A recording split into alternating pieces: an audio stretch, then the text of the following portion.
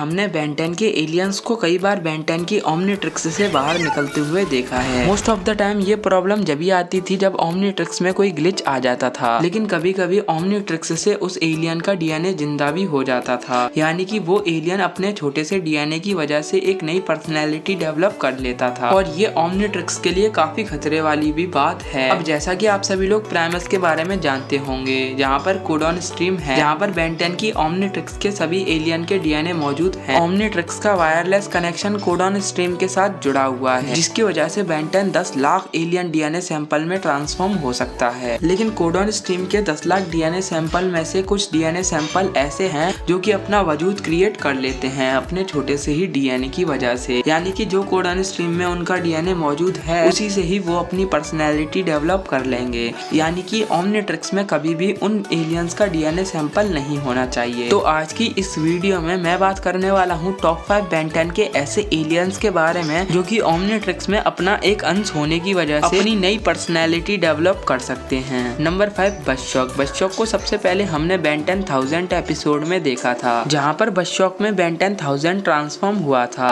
उसके बाद हमने बशशॉक की प्रजाति के लोगों को टूरिस्ट ट्रैप एपिसोड में देखा था, जहाँ पर हमें नेसोडेनियन यानी कि मेगावॉट्स देखने को मिले थे। बशशॉक की प्रजाति को नेसोडेनियन बोला जाता है और बेन 10 क्लासिक सीरीज में जो हमने मेगावॉट्स देखे थे उनको किसी इंसान ने मेगावॉट नाम दिया था। और ये इतने पावरफुल होते हैं अगर इनके पास काफी सारी इलेक्ट्रिसिटी हो, यानी कि ये काफी सारी इलेक्ट्रिसिटी को अगर एब्जॉर्ब कर लें तो ये अपने क्लोन बना लेते हैं, यानी कि अपना एक अलग ही क्लोन बना लेते हैं जिसकी पर्सनैलिटी इनके पहले वाले क्लोन से काफी ज्यादा अलग होती है। जैसे कि एको एको एक तरह की लिविंग साउंड वेव है, उसी तरीके से ये एक तरह की लिविंग बैटरीज हैं। और अगर ओमनीट्रिक्स में कोई इलेक्ट्रिक प्रॉब्लम आती है, यानी कि इलेक्ट्रिक फॉल्ट आता है, या फिर कोई नेसोडेनियन ओमनीट्रिक्स के अंदर चला जाता है, तो वो ओमनीट्रिक्स में नेसोडेनियन डीएनए को जिंदा भी कर सकता है, या फिर वो नेसोडेनियन डीएनए कभी भी जिंदा हो सकता है। इसीलिए नेसोडेनियन डीएनए कभी भी ओमनीट्रिक्स में अगर रहता है तो उसके जिंदा होने के काफी ज्यादा चांसेस हैं। अभी तक तो बेन 10 ने बशशॉक का ज्यादा यूज नहीं किया है, लेकिन अगर फ्यूचर में बेन 10 बशशॉक का ज्यादा यूज करता है तो हमें बशशॉक भी एक नई पर्सनैलिटी डेवलप होते हुए दिख सकती है। नंबर 4 गुप। गुप बेन 10 का एक काफी ज्यादा पावरफुल एलियन है और गुप अर्थ की ग्रेविटी में सर्वाइव नहीं कर सकता, इसीलिए उसे ओमनीट्रिक्स ने एक एंटी ग्रेविटी प्रोजेक्टर प्रोवाइड किया है। और बेन 10 का जो गुप है वो काफी ज्यादा पावरफुल है और गुप की स्पीसीज को पॉलीनॉर्फ बोला जाता है। पॉलीनॉर्फ जो होते हैं वो अपने होम वर्ल्ड विक्सोसिया पे बिना एंटी ग्रेविटी प्रोजेक्टर के रहते हैं, यानी कि उन्हें वहाँ पर किसी भी ग्रेविटी की जरूरत नहीं होती और वो एक तरह से फर्श पे पड़े हुए पानी की तरह रहते हैं वहाँ पर। और बेन 10 का जो गुप है वो भी जिंदा हो सकता है, लेकिन इसके भी रूल्स एंड रेगुलेशन होंगे।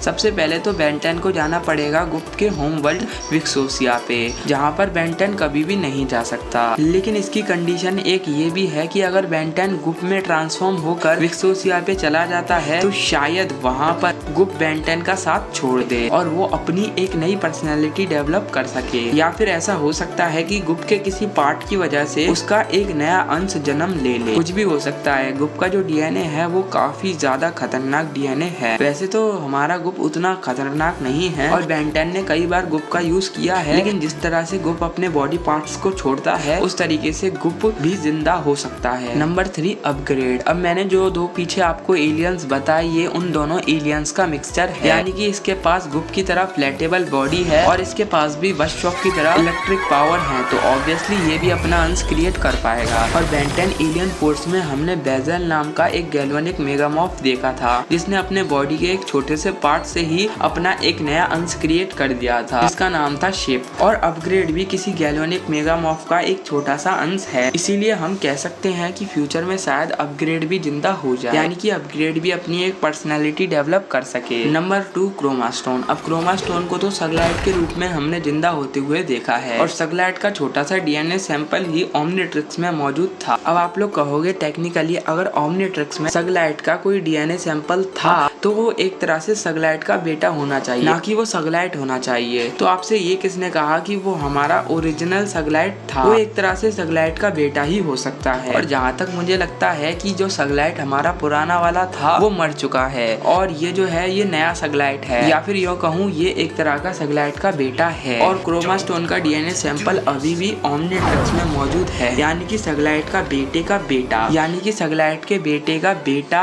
क्रोमास्टोन है। Number 1 ghost freak. अब गोस्ट फ्रेक को तो सबसे पहले हमने जिंदा होते हुए देखा था। अब गोस्ट फ्रेक ने ही ये कहा था, एक एक्टोन्यूराइड का अंश डीएनए के कुछ रेशों में भी जिंदा रह सकता है।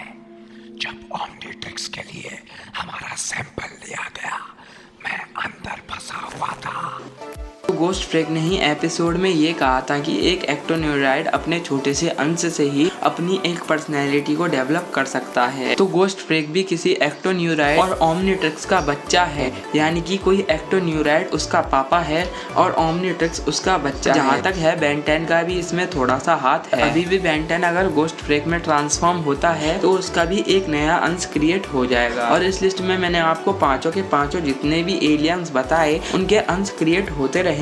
जब तक उनके डीएनए सैंपल ओमनीट्रिक्स में है तब तक वो अपने अंश क्रिएट करते रहेंगे, यानी कि उनके बच्चे होते रहेंगे, यानी कि उनकी पीढ़ी दर पीढ़ी चलती रहेगी। तो बस आज की इस वीडियो में इतना ही। अगर वीडियो पसंद आई हो तो वीडियो को लाइक कर दो और चैनल को सब्सक्राइब करके बेल आइकन को प्रेस कर दो और अपने दोस्तों के साथ भी इस